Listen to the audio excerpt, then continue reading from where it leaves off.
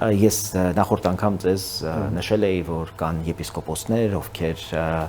արդեն իրենց մասնակցությամբ պատարագներին կլեգիտիմացնեն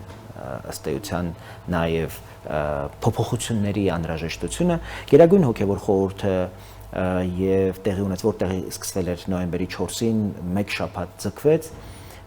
եւս անցել է այդպիսի քննարկումների ամբողջ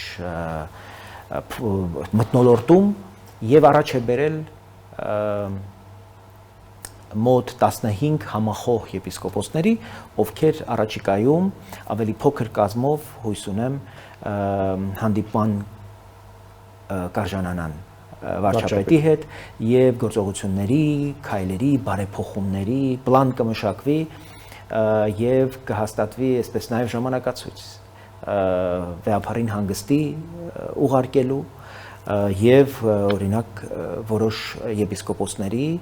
ուղակի այլևս նրանց կարգը կասեցնելու, կախակայելու հնարավորությունները կքննարկվեն։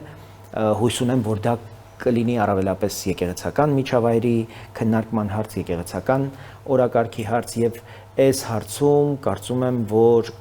վաղարշաբաթի ընտրությունները էական ազդեցություն կունենան առաջիկա գործընթացների համար։